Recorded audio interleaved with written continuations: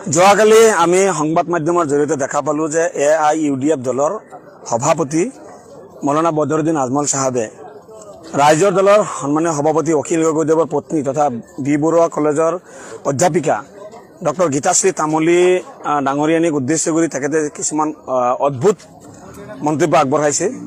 এজন মৌলানা মানুহৰ মুখত, এজন বয়োজ্যেষ্ঠ মানুহৰ মুখত এনেকুৱা ধৰণৰ মানে অদ্ভুত শব্দ বা এনেকুৱা ধৰণৰ বাক্য মানে পৰিবেশন হোৱাটো আমি কোনো পদ্ধতি এইটো মানি ল'ব পৰা নাই।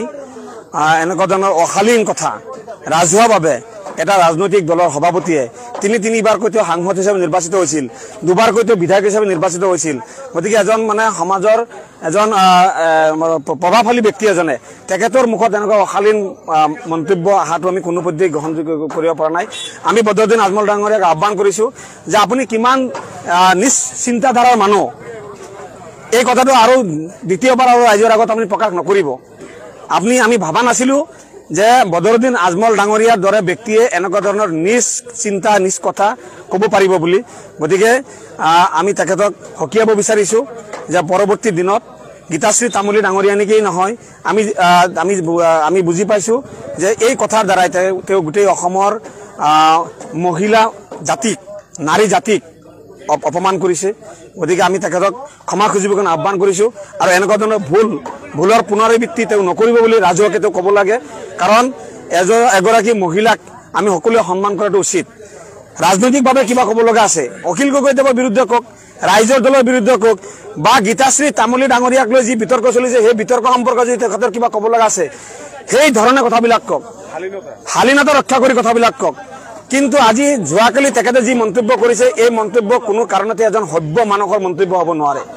এজন চৰম অশালীন মন্তব্য কৰিছে। চৰম অশালীন মন্তব্য কোনে কৰিব পাৰে?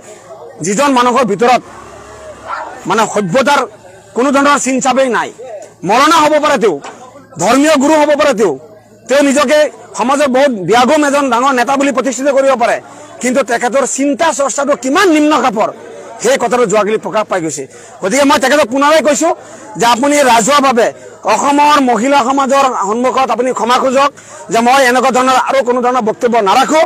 আৰু দ্বিতীয় কথা হৈছে যে আমি তেখেতক আহ্বান কৰোঁ যে সমগ্ৰ অসমৰ মহিলা সমাজৰ আগত তেওঁ ক'ব লাগে যে পুনৰাবৃত্তি এনেকুৱা ধৰণৰ কথাৰ কোনোদিন পুনৰাবৃত্তি তেওঁ নকৰিব। এই আহ্বান তেখেতক ৰাখিছোঁ। আৰু আমি দেখা পাইছোঁ যে বদৰুদ্দিন আজমল ডাঙৰীয়া সদায় এনেকুৱা ধৰণৰ নিম্ন ৰুচি সম্পন্ন কথাবিলাক কৈ ৰাজনীতি কৰিব বিচাৰে সমগ্ৰ অসমবাসীক। আৰু বদৰুদ্দিন আজমল ডাঙৰীয়া যিসকলে ভাল পায়, আমি তেখেতসকলক ক'ব বিচাৰিছোঁ যে আপোনালোকে ভাল পোৱা